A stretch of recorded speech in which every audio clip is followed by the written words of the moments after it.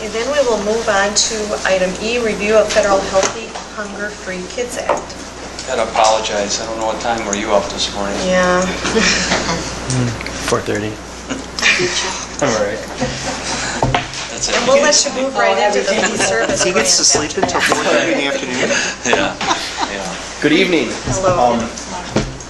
I threw together a brief summary of the new regulations for the Healthy Hungry Free Kid Act. If everybody can see it now. This Which is one are going you to. looking at? Is this the one? What's that? Yes. Yep. Okay. That's one. This is going to affect us next school year. Kind of uncertain right now. I've talked to DPI how soon they're going to start regulating this. The law actually went in effect October of 2010, though it wasn't passed until December of 2010.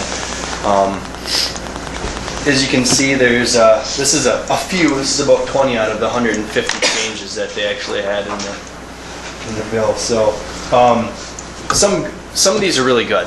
They really are. If you look at the schools that have 40% or greater of their enrollment that are direct certified, would all be able to offer free and reduced meals or free meals to the entire school. At this point in time, we don't have any schools in the district that meet that requirement.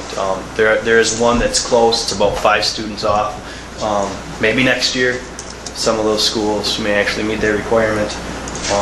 I think a big one to look at is lunch prices. What they're going to require us to do is increase our lunch prices at a minimum of 10 cents every year until we meet the federal reimbursement for a free meal, which at this point in time is $2.72. Usually every year they increase that somewhere around 2 to 6 cents on average, maybe 4 cents a year. So eventually I can see that getting to $3 after so long, but we have to increase 10 cents minimum every year until we meet that. I did ask DPI to specify, do we have to do this immediately? Because the law went into effect already. They don't know. They couldn't give me, she said I need to be very vague, and what I tell you right now, I don't know when we're going to start to actually... A lot of that going around. So I guess I kind of left it at that. I asked a few more questions about the rest of the changes. I was told again I need to be very vague what I tell you about this, so I don't know when it's all going into effect. Looking at some of the other really good things, they're going to start cracking down on nutritional side of things, requiring us to serve green vegetables, requiring us to serve orange vegetables, having us reduce sodium. I don't know if you have the actual layout there in front of you of the 10-year plan that they have, going from about 1,400 milligrams of sodium per meal down to, I think, around 640 milligrams per meal within 10 years. Another good one is reducing or getting rid of all trans fat, which we've actually done. Identifying components to reimbursable meals. We've actually already done that. If you look on the menus online, I've color-coded everything so you can actually see what the components are to a meal. Next year, they will require us to actually, or the students, to take a fruit or a vegetable. It's going to be a requirement. They actually have to have that as part of their meal. Where in the high school and the middle school right now, it's not necessarily a requirement. They only have to take 3 of 5 components that we offer. So next year, they have to take a fruit or a vegetable. You guys are going to be sitting there a long time waiting for my little guy to eat it, though. Yeah. Does that mean you go back to more of the old, full meal that you get when you walk through the line instead of more the a la carte type planning? Or, do you have to put those 3 food groups on their plate so they have it? Is that how it'll be accomplished? Or Currently in the elementary schools, they actually have all 5 components on their trays. So that won't change. They're still going to have all 5. And at the high school and middle school, it's going to be pretty much the same. They're going to have the opportunity to come through, pick whatever they want. But in order for us to actually mark that as a reimbursable meal, we're going to have to see a fruit or a vegetable on that tray. mean, but do you see where, I mean, from a literal standpoint, I mean, I'm all for trying to get them to eat healthy, but simply putting it on their tray so that we can check a box and they throw it away Mandates. almost breaks my heart. Yeah. What's that? Mandates. It's the only way they can actually measure. It's the physical thing again, Yeah. aren't we? Okay. Another one is the milk fat. You know, in their efforts to reduce fat, they've any flavored milk has to be skim.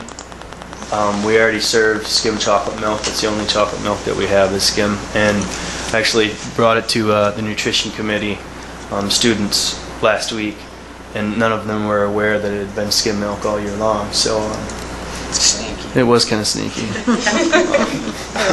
So and I one. didn't drink any. And the white milk is going to need to be 1% white milk. So there's a lot of other changes. If you take a look at all of DPI, actually has a nice little summary of the changes. Any questions? This universal menu plan will be used for all schools. Is that all schools, or is that just all our schools? All schools. All schools throughout the nation. So you won't be making a menu, they'll make a menu? What they do right now is they have it set up to where we could choose to do a nutritional menu plan, traditional, nutritional, and another one I'm trying to think of. There's 3 of them that they really have set out, and you can pick one of those 3. And then once you pick those, you can decide: do I want to serve all 5 components? Do I want to serve only 4 components? Or am I going to do offer versus serve and only serve 5 components, but they only have to take 3 of those 5 components? So it gets a little complex. It's just what you actually mark down on a box on your contract that you sign with the state, with DPI. Did it kind of answer your question? Well, and maybe you have to answer vague on this one, but so when you're saying they have to have it on their tray, they have to choose it, or it has to end up on their tray? It has to end up on their tray. We have to put it on their tray. When a student comes through in the elementary level and we put all 5 components on their tray, which may only be 4 items, because Sure. some items can actually be multiple components. They don't have to necessarily eat it. I mean, we could look at it as possibly being waste, because they're probably not going to eat everything that's on their tray. Now, if we were to have a student come up who doesn't want milk at all, or doesn't want their peas on their tray, if we don't give them peas, then we cannot claim that as a reimbursable meal.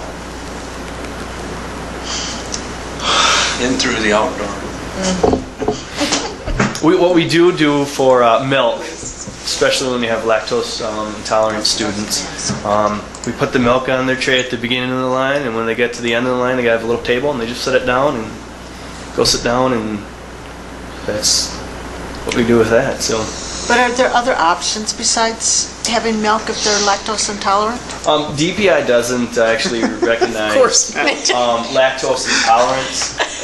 Really? What they If they read 504, I've just spent hours going over 504. Do they We read spent that? a lot of time on this issue, Joan, at the beginning of the school year with... I mean, you're eliminating, a lot of Native Americans cannot handle, Well, I'm lactose intolerant. what if they do a so- 504 or one of those? And what's that one that we just went We through just where if there's did the any chronic ADA? health. Yeah, that thing. If it's a chronic health condition, Doesn't It's all part of that. What they're saying is it's not a disability. You're able to actually take medication. I've asked DPI about this, and they didn't disagree with me. It's a federal law, so yeah, it's not There's no use considered a believing it. I disability got it. I at this just- point in time. It's possible that may change soon, considering how many people are actually lactose intolerant. So much like gluten issues. exactly, the same, that was my second question. Unreal that somebody says somewhere that you have to take medicine instead of avoiding something that causes a problem. You have to take that and take medicine, which every medicine has side You know, effects. It's just how it is. It is how it is. It It's a is. federal law, No. and I'm not taking it lightly because, like I said, we spent a lot of time this fall talking about the lactose intolerant and trying to figure out ways to solve that problem. Well, in the scenario where you said But- that but- they accidentally put it down, does it get recycled back into the system, or has it got to be wasted? You know, we do recycle it. So if back they in. We redonate it- sanitize it, yeah, wipe down the milks and. I'm sorry. But it just kind of compounds or highlights the problem that we're having in general it's a lot, we serve a pretty good food service lunch. I think you give two choices at the elementary school, don't you? Yeah, they get For the most part? They two get choices for on entrees. entrees that they want to eat. And we're the lowest in the area, if not the second lowest. We battle with Black River Falls and being the lowest. We think we offer a pretty decent meal, what we're doing right now, and now we're going to get punished, and our families are going to get punished, so now we're going to have to charge more money. Now, the good side of that is we're going to put that money back into a higher quality meal, a little bit more nutrition, but it's getting to be very difficult to be everything for everybody nowadays. And I think, Jerry, that's kind of your frustration here, that there are no choices for people anymore. It's difficult. Do we have to give people who can't take peanut butter too? It's kind of, I mean, that's a... A lot of schools are actually getting rid of peanut butter just because of peanut allergies. But can't they just take a medicine for that? No, because that's an allergy. I mean, Well, but so is lactose intolerance. It's classified by allergists as an allergy. That would be something you're going to have to take I'm up just, to the I know. I'm not arguing with you. We're past the mercy rule. I get loopy. Okay, go ahead. We have line to do. I withdraw my concern. Anyways, we thought this was important information to It bring is. to you because this will have significant impact on our families in the Tolna School District. Definitely. The good news is we're doing a lot of these things and Jesse's ahead of the curve, so appreciate his efforts on that. Yes, we definitely Yes. appreciate We the sure do. You're doing great. You're doing a good job.